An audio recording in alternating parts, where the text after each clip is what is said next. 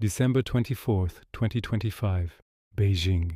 A meeting is taking place that will never make headlines.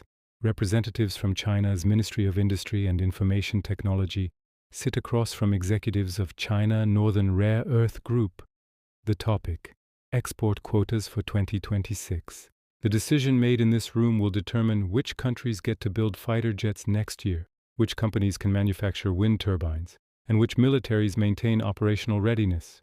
You've never heard of this meeting. You probably never will. But your life depends on what happens inside that room.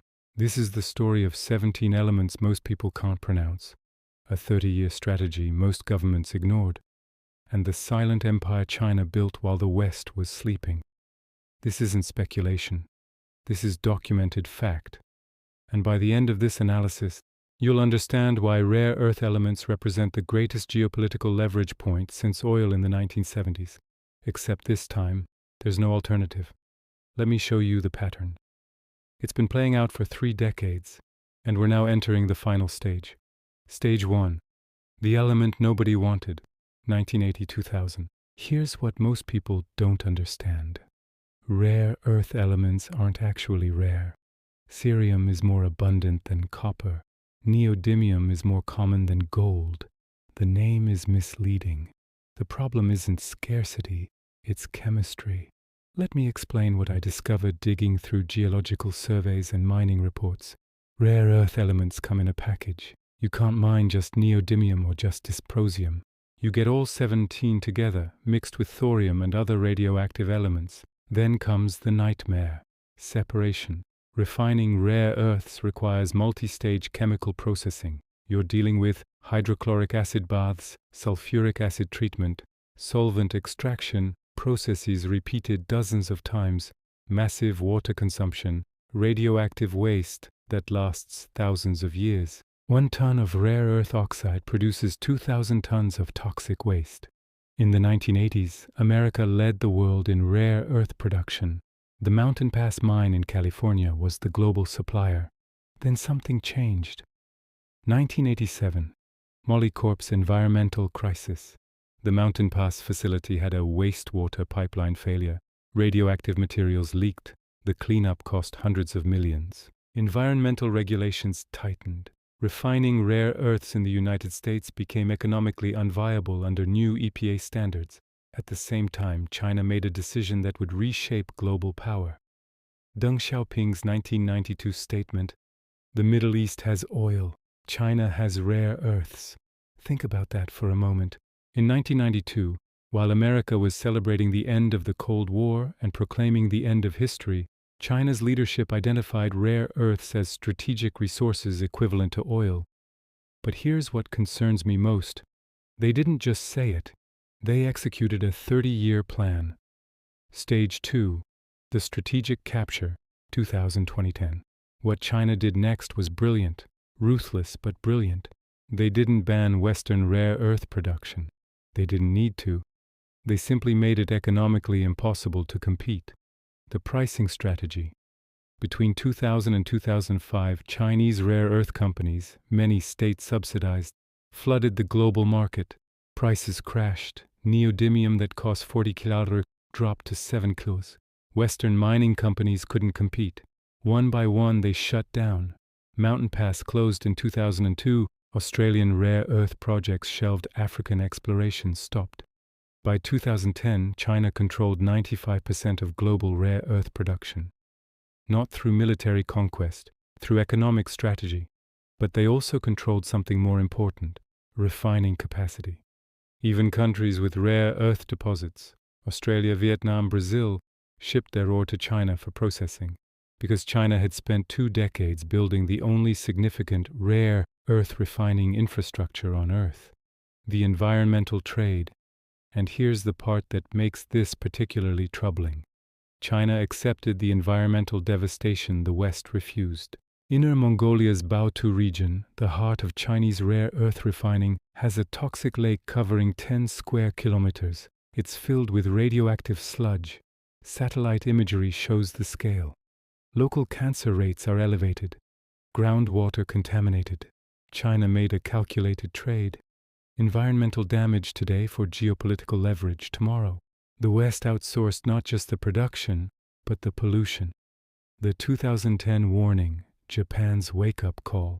Then came the incident that should have changed everything. September 2010. The Senkaku Diaoyu Islands dispute. A Chinese fishing trawler collided with Japanese Coast Guard vessels near disputed islands. Japan detained the captain. China's response was immediate and shocking. According to industry reports and Japanese government officials, China halted rare earth exports to Japan, not officially announced. No formal ban, just quietly stopped issuing export licenses. What happened next? Within weeks, Toyota's hybrid production threatened Sony's electronics manufacturing, disrupted Panasonic facing supply shortages. Japanese tech stocks plummeted, rare earth prices exploded. Neodymium, 500% increase in 6 months. Dysprosium, 2000% spike. Terbium, 1500% surge. Japan capitulated within weeks, released the captain. Diplomatic crisis ended, but the lesson was clear. China had turned rare earths into a geopolitical weapon. The pattern I'm seeing. This is exactly what OPEC did with oil in 1973. Embargo, price shock, geopolitical leverage. Except this time there's no Alaska to develop, no North Sea to tap, no Texas to drill, because the bottleneck isn't mining, it's refining. And refining infrastructure takes decades to build.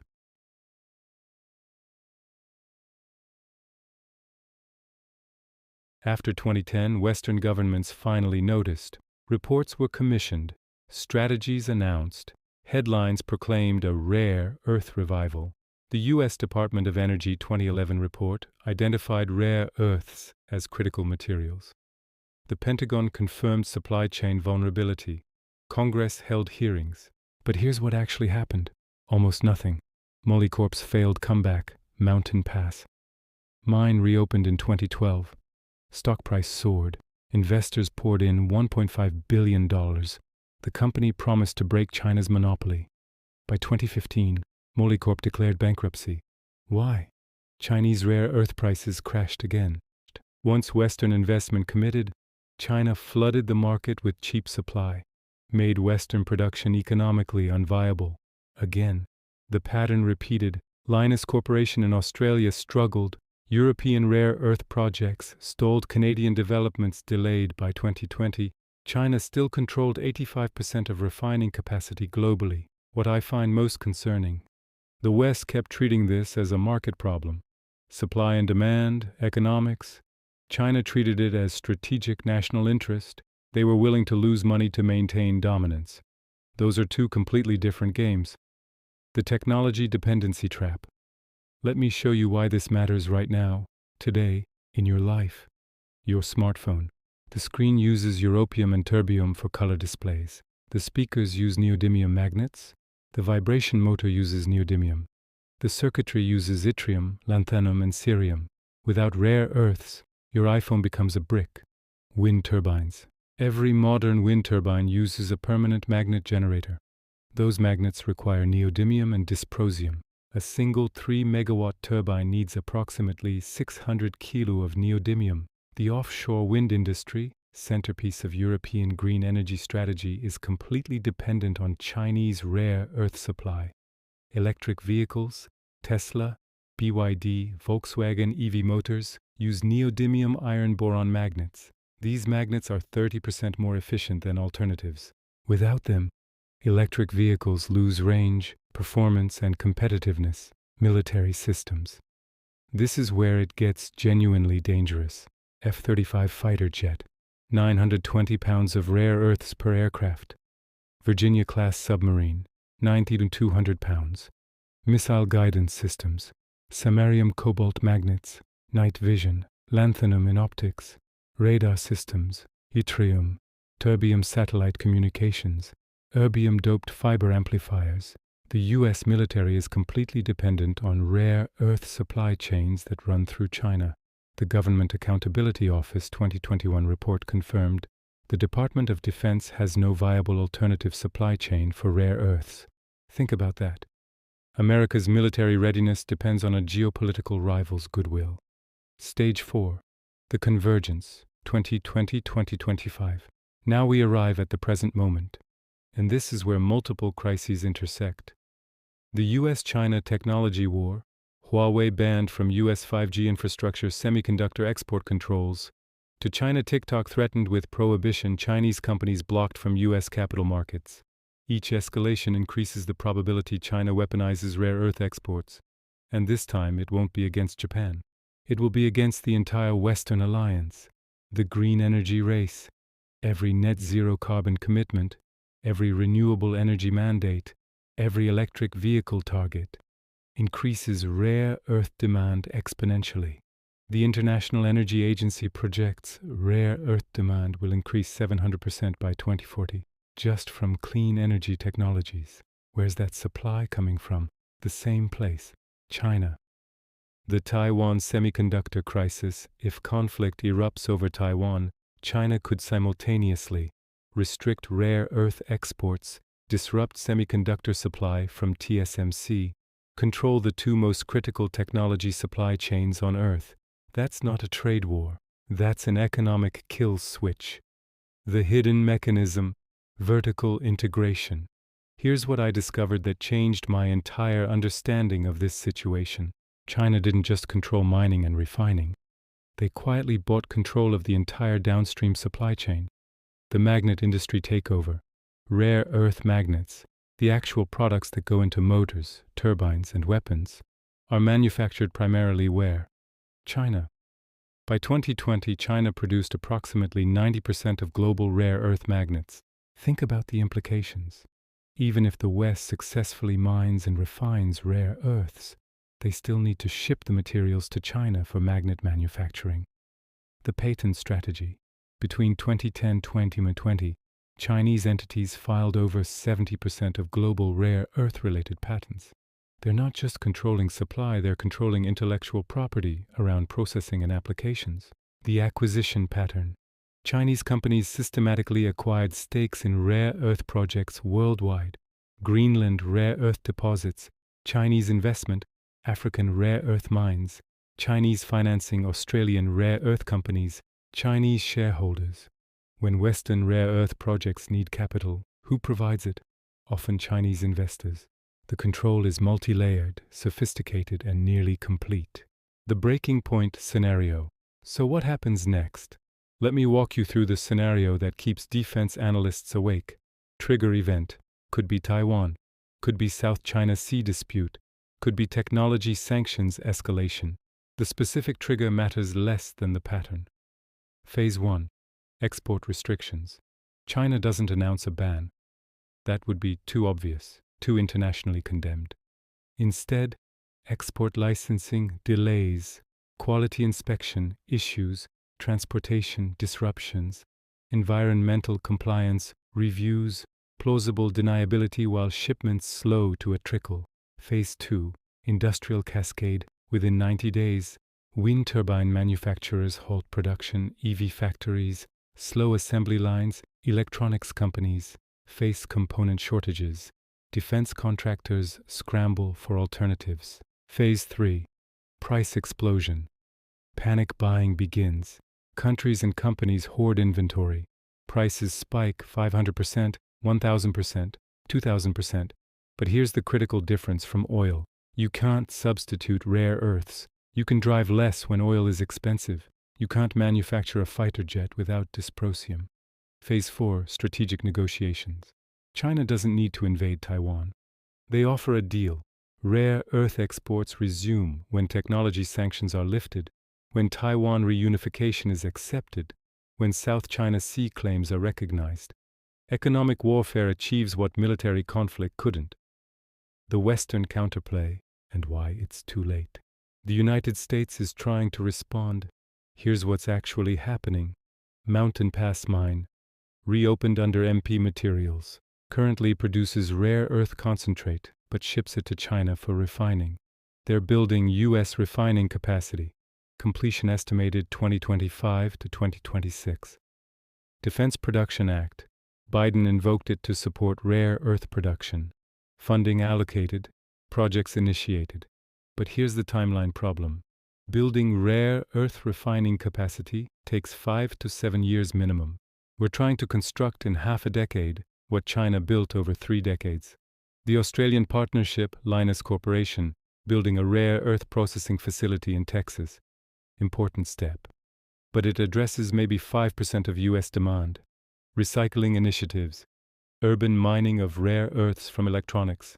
Promising long-term, currently provides less than 1% of supply. The mathematics don't work. Demand is growing faster than alternative supply can develop. The pattern completion.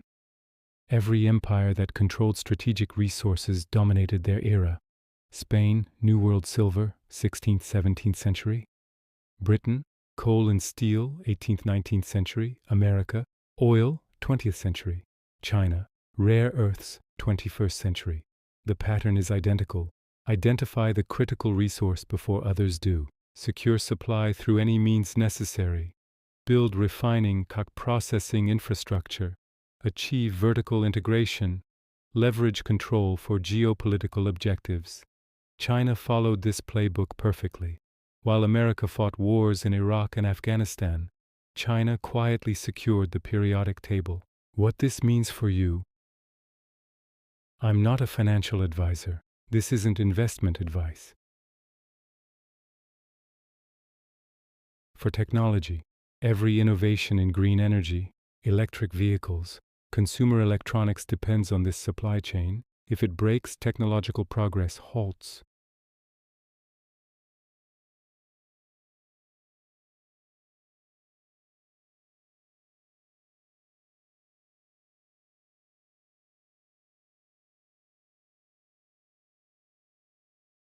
Imagine simultaneous inflation across electronics, vehicles, energy, and defense sectors.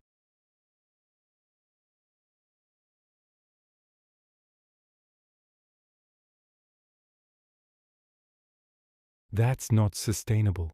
That's not secure. That's a strategic vulnerability of the first order. The question nobody wants to answer here is what I keep coming back to. Would the United States go to war over rare earths?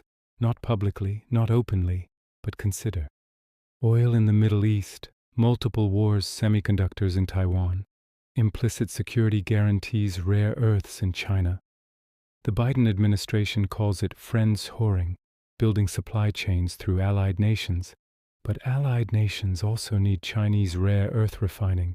There's no escaping the dependency, not in this decade, maybe not in the next. So the real question becomes, what is China's endgame? The endgame theory, my analysis. China doesn't need to weaponize rare earths through embargo. The threat alone is sufficient. Just like nuclear weapons, the value is in deterrence. As long as the West knows China could cut off rare earth supply, China has leverage in every negotiation. Taiwan discussions? Rare earths matter. Technology sanctions? Rare earths matter. South China Sea? Rare earths matter. Trade agreements? Rare earths matter. It's the ultimate strategic asset, critical to modern civilization, controlled by one nation, no alternative available. This isn't war.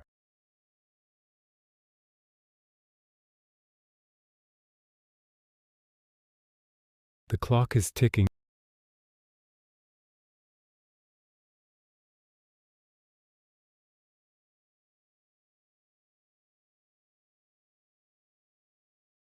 And somewhere in Washington, Pentagon officials are reviewing supply chain vulnerability reports.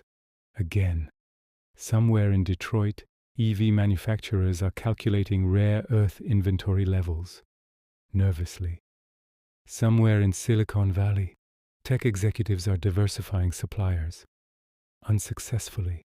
Because the pattern is complete, the trap is set. And we walked into it willingly over 30 years. Choosing cheap supply over strategic security. The Hunt brothers controlled silver. The market changed the rules and destroyed them. OPEC controlled oil. The West developed alternatives and broke the monopoly.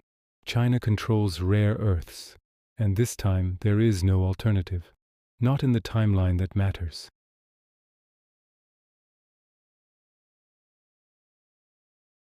This is the invisible empire. Built not with armies but with chemistry, environmental sacrifice, patient capital, and strategic vision. And it's already here. Do you think rare earth control will define 21st century geopolitics the way oil defined the 20th?